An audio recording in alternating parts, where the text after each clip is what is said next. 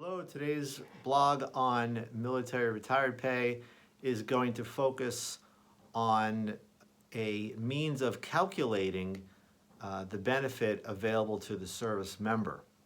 As a little background on the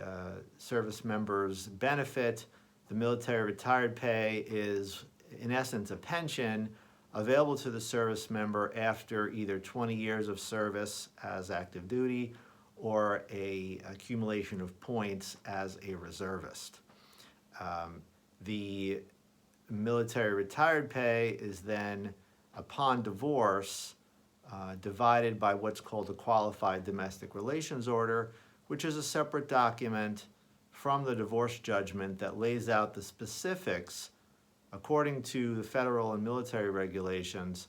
of how actually to divide this benefit between the ex-spouses. In order to properly draft that document, both lawyers are going to need to know how the service member's retired pay is calculated, and one means of doing that, or a necessary means of doing that, is to know that the benefit is calculated by what's called the service member's High-3 pay, which is an average of the service member's highest 3 years of pay. One thing to keep in mind in that regard is for each spouse is whether it is appropriate or fair for the non-service member to share in the full amount of the service member's benefit if the High-3 portion of the service member's benefit was accumulated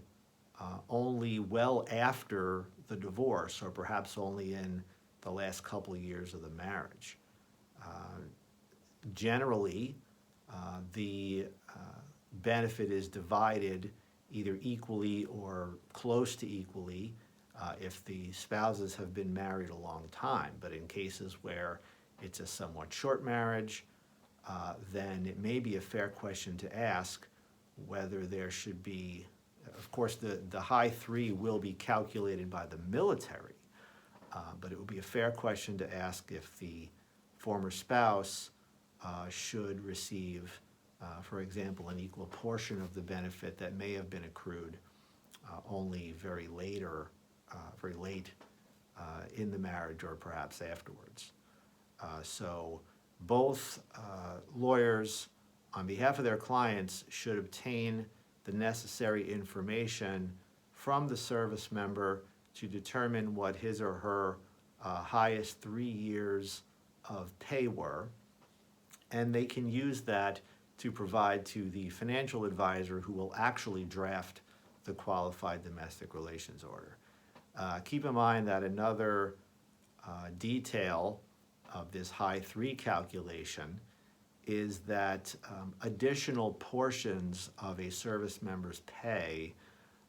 are not included in that calculation. So, for example, the housing allowance, the subsistence allowance for food, etc., are separate portions of a service member's benefits or service member's pay that will show up on his or her